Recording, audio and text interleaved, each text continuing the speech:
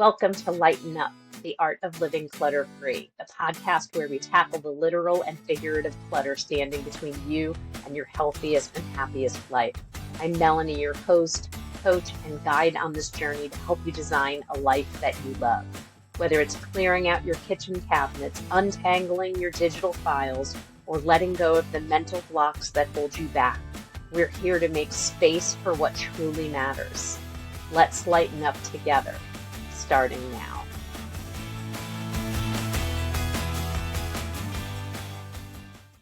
I want to welcome all my listeners back to Lighten Up, the art of living clutter-free. This is another one of those episodes where we get to explore someone else's perspective on the world of clutter. Today I have with me Scarlett Stanhope. Let me tell you a little bit about Scarlett, and that might give you an indication as to why I've asked her to be here today. Scarlett Stanhope, aka the Biz Hippie, teaches coaches to conquer their finances and own their worth so that they can be fully supported by the work they love. Scarlett harnessed the power of money to break free from her workaholic career path and pursue her dreams. She uses a combination of tangible money management strategies as well as a variety of coaching techniques to help her clients transform their mindset and relationship to money, allowing them to strategically achieve their goals and live their best lives. Welcome, Scarlett. I'm so happy you're here today. Thank you for having me. I know this is going to be an awesome episode. I think so. As someone who talks a lot about clutter and reminds people that clutter isn't just like the physical things, that it's all the mental things, finances comes up quite a bit. And if I may say, I had a client that came to me a year and a half ago, maybe 2 years ago. And it was shortly before I introduced the concept of clutter to weight, health, and wellness. And so when I started talking about clutter, she reminded me on a regular basis, I don't have clutter. I don't have clutter. I don't have clutter. And then one day, months into working with me one-on-one and months into the Design Your Healthy Life strategy program where we help people lose weight and get healthy by removing the physical and mental clutter in their lives, she said it was like huge explosion above her head. And she said, I think I have financial clutter. I wasn't even talking about financial clutter yet, but she is the one that made me go back and explore that piece even deeper. Feeling you don't have financial mental clutter. So tell us how you got started and how you've been able to kind of avoid that. Yeah, this is such a good topic and such an important one based on the world that we're living in today, right? Like finances and money plays such a huge, important, integral role in the lives that we live and the lives that we're actively creating, which is really how I got started on this path. Was growing up, I really had the belief that it was either or. Like either I could be successful and be financially responsible and get a career that did all of those things and checked all those boxes, but sacrifice myself and not live a fulfilling life that I actually enjoy. I grew up choosing success, choosing perfectionism, choosing to be a straight A student, to do everything right, to do everything correctly, in the hopes that someday when I am rich and successful and have lots of money, then I'll get to be happy. But as I discovered through lots of years of pushing and workaholic and hustle and perfectionism, that actually wasn't true. That even though my life looked great on paper, even though in so many ways I was successful, right? I was managing restaurants by the time I was 18. I had a 3.9 GPA, getting my bachelor's in business management, accounting, and finance. I had 0 student loans, 0 credit card debt, and was paying for college out of pocket by myself, right? Like everything looked so great on paper, and yet I was unfulfilled. I was unsatisfied with life. And if anything, this was leading me down a really harsh downward spiral of depression, feeling like life was meaningless, feeling separated and disconnected from friends and family, and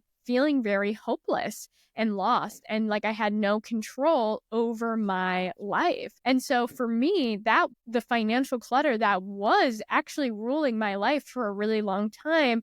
And I had to hit a really harsh rock bottom to discover that I could break free from this financial clutter and instead actually choose to create a fulfilling life that I love, and that I didn't have to wait for retirement to do that, that I could actually start to do that now. And that really started my own self-discovery journey, and now leads into the work that I do today, which is helping others become the master of their money so that they can live the fulfilling lives that they want to live starting right now. I love it.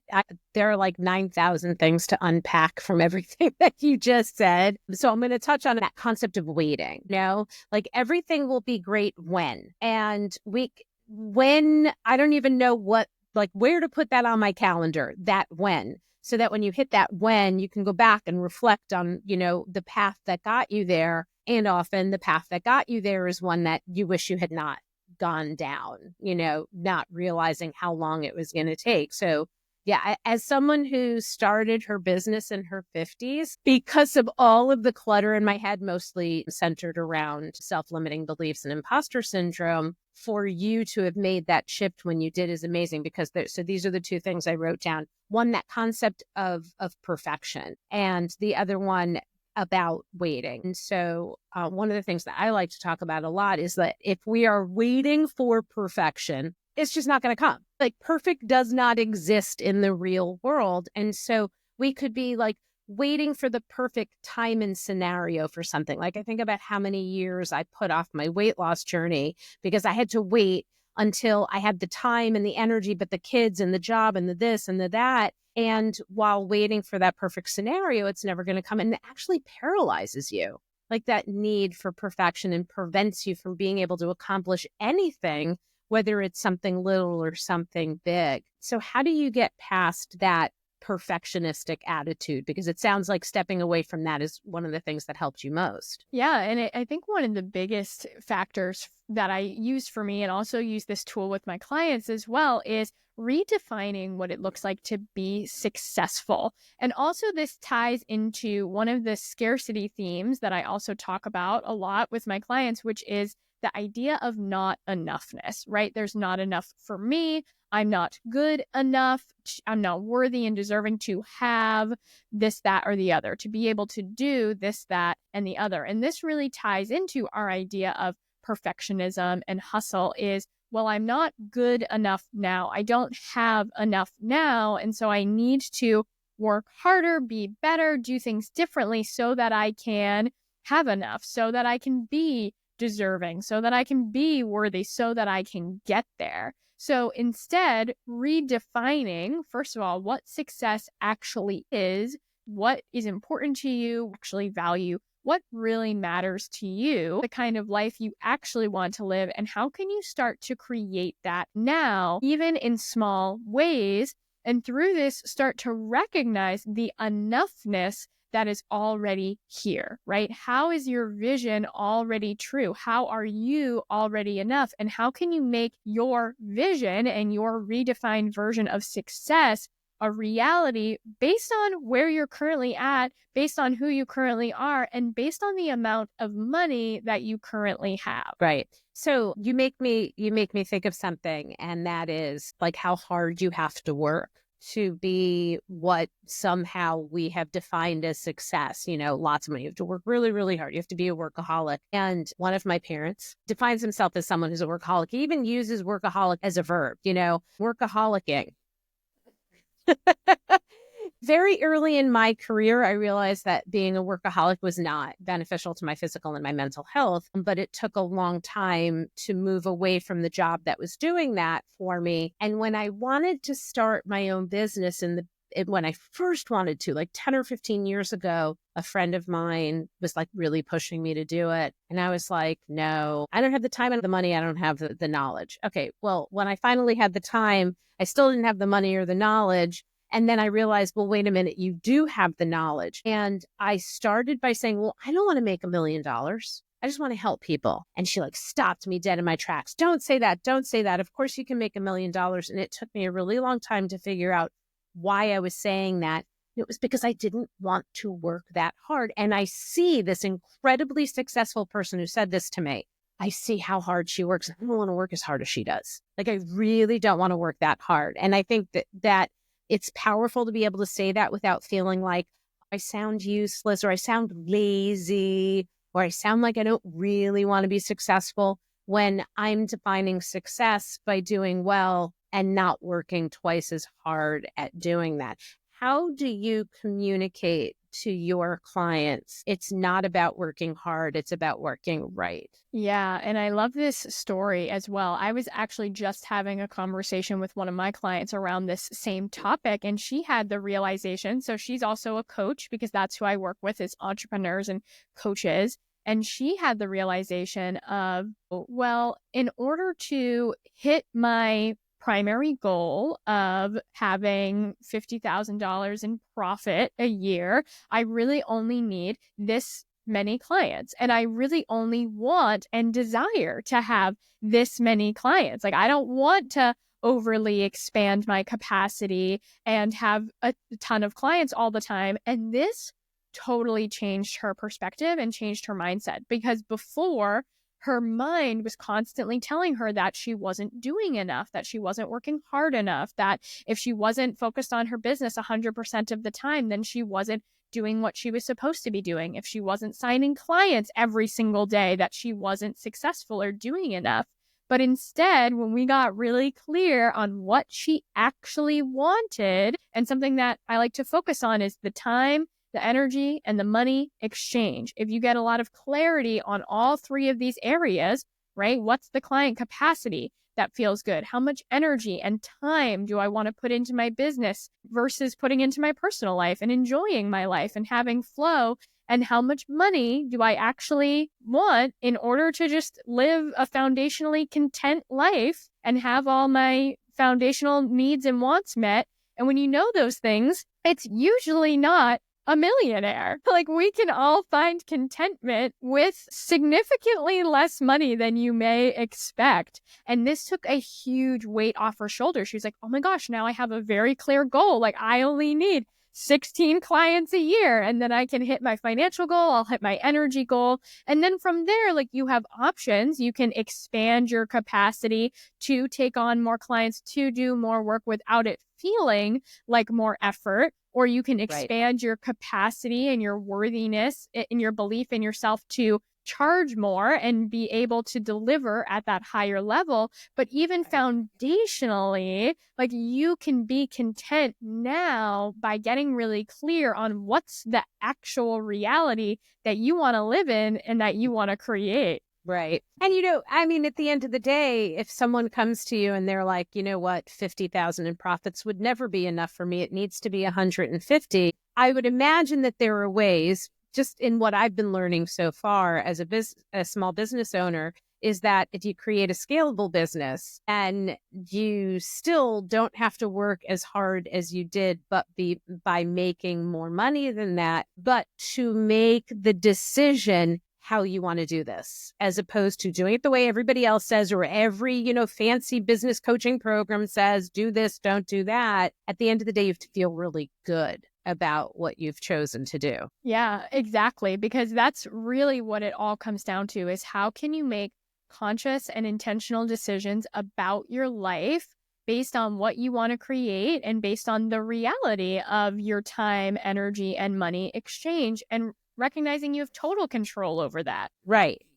So I want to ask a question, because, you talked about paying for college all by yourself. And I know there are people listening like, I think predominantly the people who are listening are people my age, people in their 40s, 50s, 60s, maybe even 70s. And so a lot of those people are like, oh, I wish I can get my kid to pay for their own education.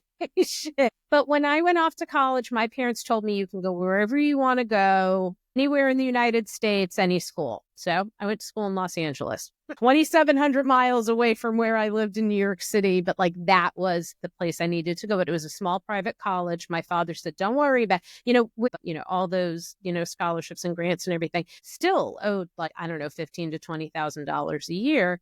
Well, I found out at the beginning of my junior year that they had not been paying since like the end of my freshman year, which, anybody who's listened to previous episodes, or if you haven't, go back and listen about my parents going bankrupt while I was in school. And I acquired their debt because the bursar at the college called me into the office and said, your parents haven't been paying. We can't reach them on the phone. They're not answering any mail, because they were hiding in their financial stress.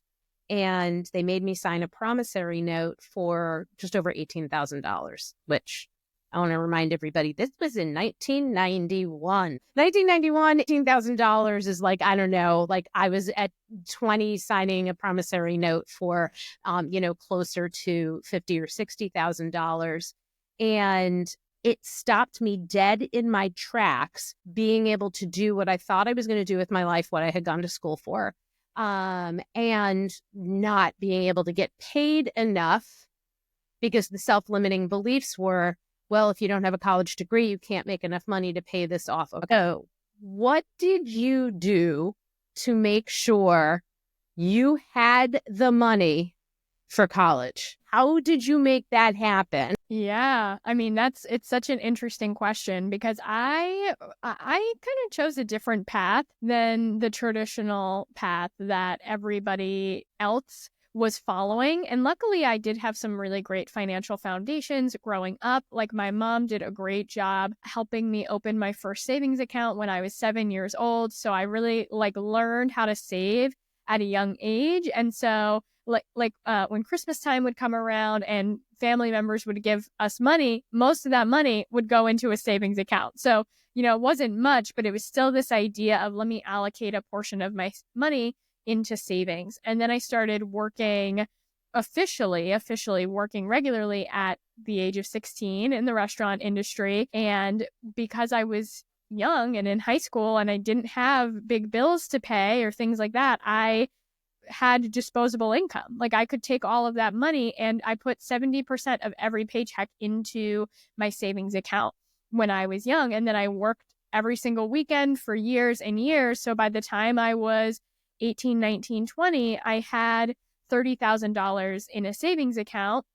And I also was just like a financially strategic and responsible person. Like that was something that was really ingrained into me. So then by the time college came around, multiple things happened. One was I went to a local university. I live in the Boston area. So I went to UMass Boston, which is a state school. I did not dorm. So my tuition was pretty low, just not dorming and being local and also having grants and funding as well. So every time that I did have to pay for school, I just paid out of pocket a couple $1,000s a semester that I had in savings while at the same time continuing to work 30 hours a week every single week while going to school. And luckily, because I was such a hardworking, perfectionist, high-achieving person, I was actually getting paid decent money for my age because I started managing restaurants by the time I was 18.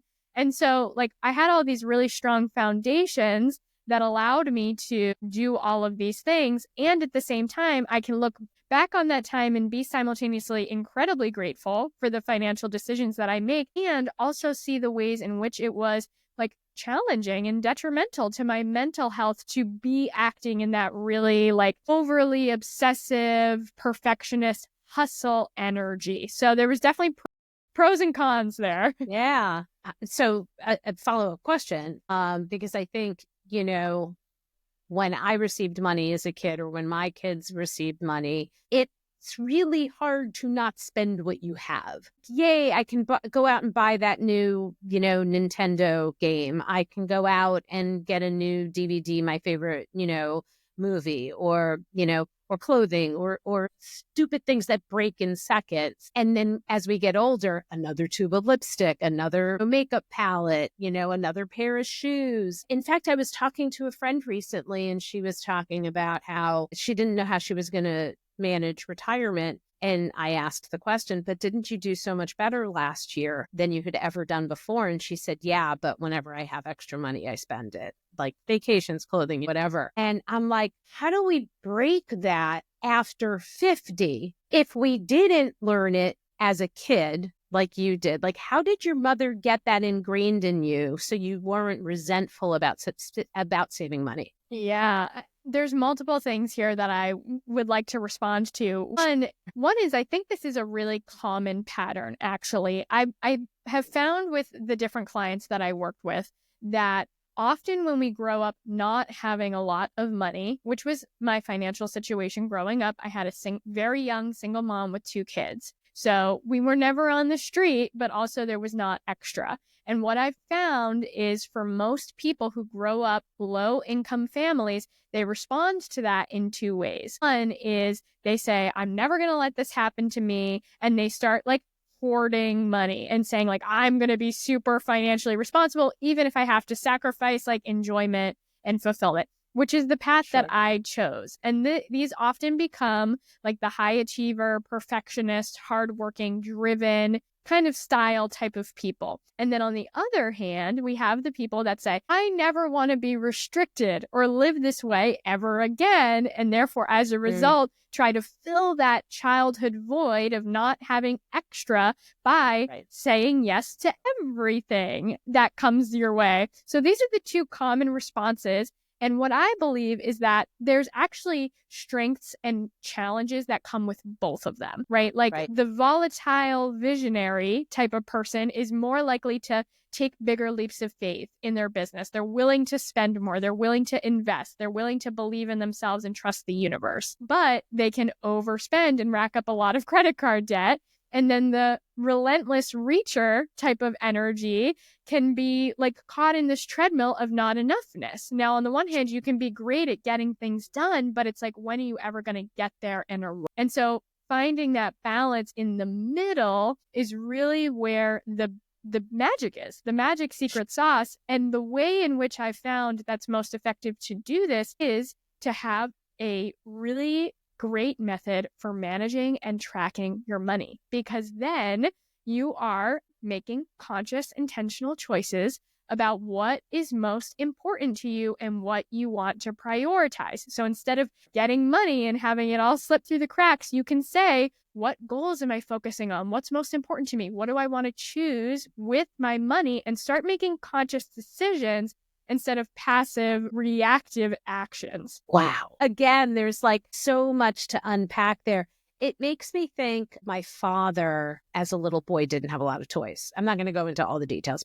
and I know from having gone to my grandparents' house that the home that he grew up in when I was little, and like, where are the toys? Where would you even keep the toys? They lived in like this teeny little 1-bedroom apartment in the Bronx, New York. And I realized that I got as much as I did because, like I say about my own kids, I want them to have better than I did, or I want them to be better than I was. I want them to be happier, whatever all those things are.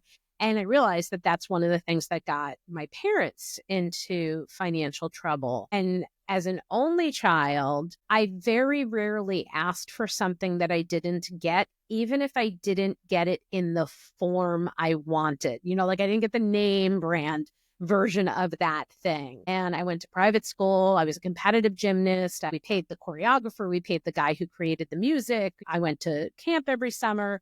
Going to competitions isn't cheap. And I recognized if they had said no a little more often, potentially it wouldn't have been troublesome. But I have a feeling that he would have found someplace else to throw that money then. You know, like it wasn't just that. So I appreciate you helping people find that happy medium. That's what I'm hearing from you, is that happy medium. Tell me, because I like to ask my guests the question of, and how has clutter affected you in your life, whether you realized it before we started talking or not? Yeah. And this is such a great question, because physical clutter totally translates to your relationship with money big time, because it comes back to that same foundational not enoughness. And someday when I have lots of money, then I'll be able to live my vision and be happy, right? So how this has shown up for me, there's been several examples, and this is one of my favorite lessons to teach my clients too. It's from my own personal experience, where there's been times where I imagine my vision and I'm like, in my vision, my life is so great.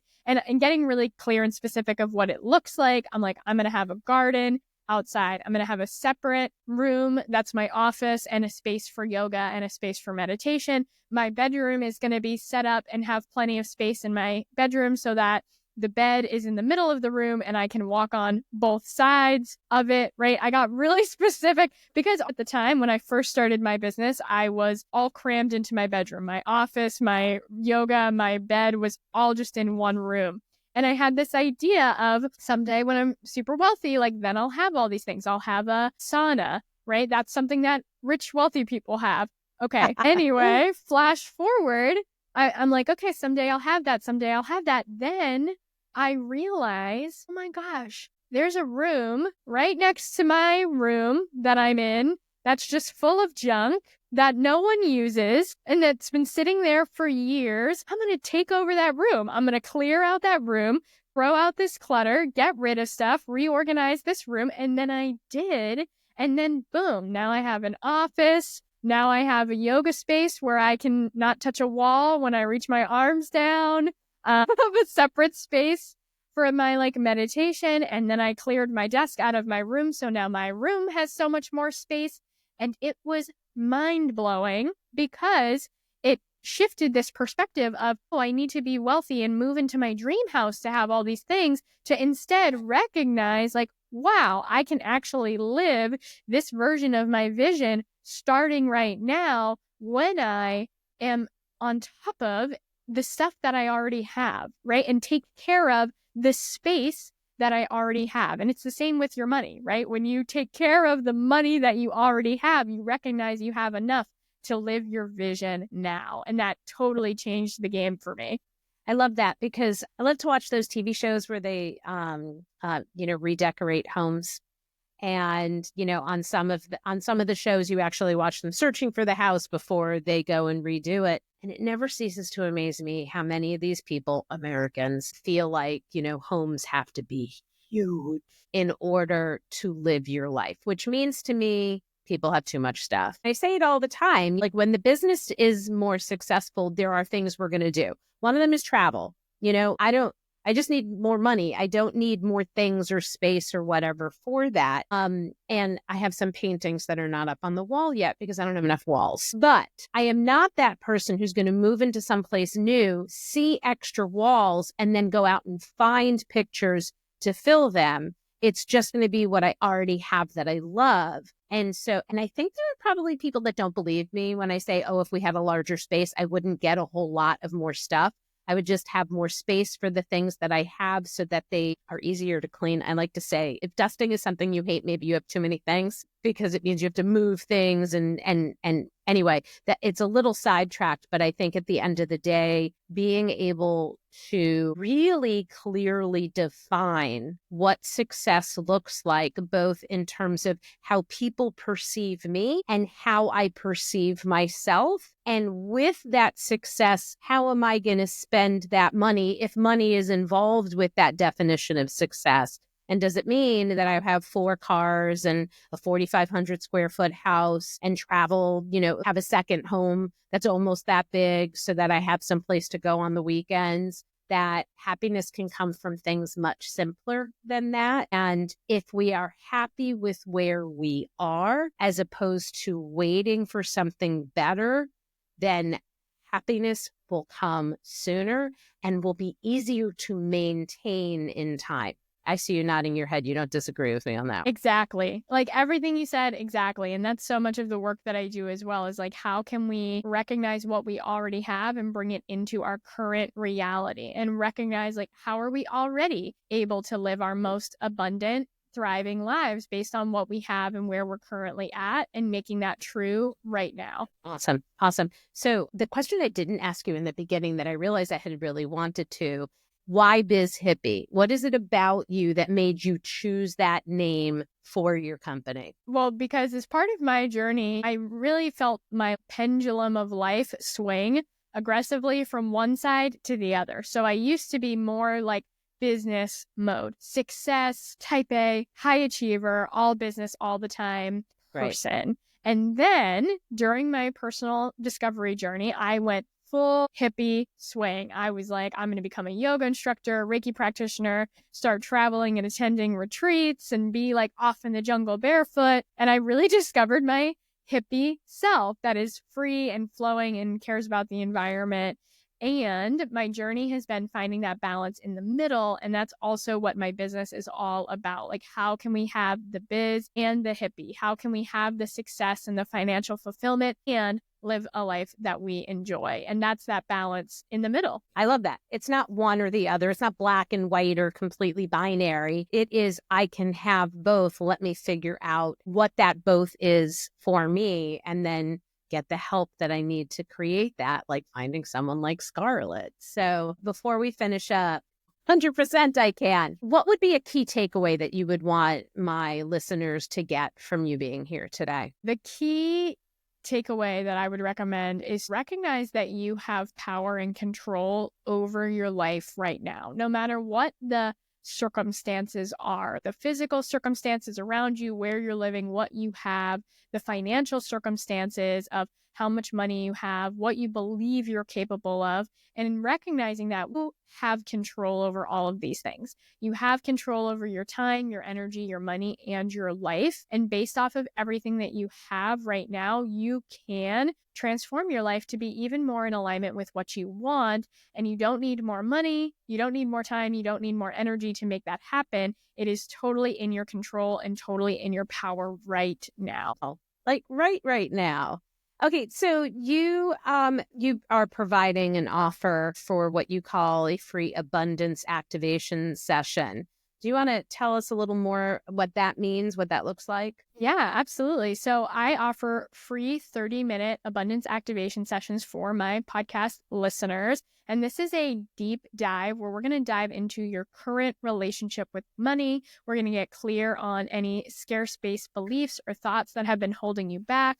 We're going to get clarity on what is your vision? What's the life that you want to live? What does your most thriving and abundant life look like? And then what's the fastest, most strategic roadmap to help you step fully into that reality and make that vision true now? So I am super excited to have these sessions with people because it helps them get really clear on their current relationship with money and start the first steps for transforming that relationship to step even more into abundance. And if you want to book your session with me, you can do that on my website, thebizhippie.com/activate. Love it. And I'm going to have all of Scarlett's contact information in the show notes, along with key takeaways and stuff like that. I really want to thank you for being here today because, a little bit off topic, in my first job, I got to the management level very young. And then in my second job, started at a management level so that I was in my 20s, and the people who were reporting to me were in their 40s and 50s and 60s in some cases. So these people were not old enough to be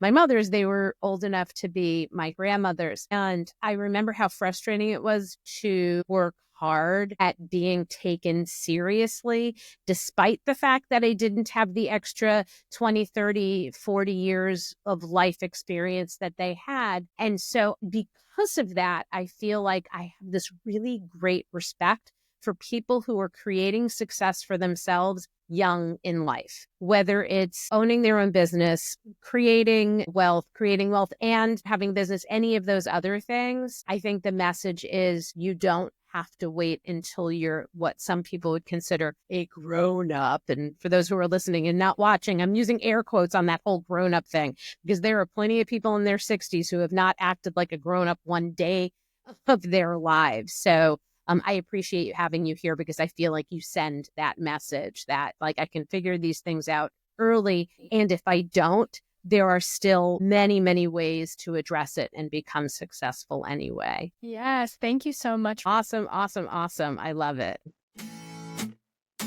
Thank you for tuning into this episode of Lighten Up, the Art of Living Clutter-Free. I hope you found a spark of inspiration to help declutter not just your space, but your mind and life as well. If you enjoyed this episode, please be sure to subscribe, leave a review, and share it with someone who could use a little lightness in their life. Remember, it's not about being perfect. It's about progress. Small steps lead to big changes, and I'm here to help you every step of the way. For more tips, resources, and ways to connect, check out my website, follow me on social media, and don't forget to check out the Design Your Healthy Life Strategy program to take your transformation even further. Until next time, keep letting go of what no longer serves you and making room for what truly lights you up.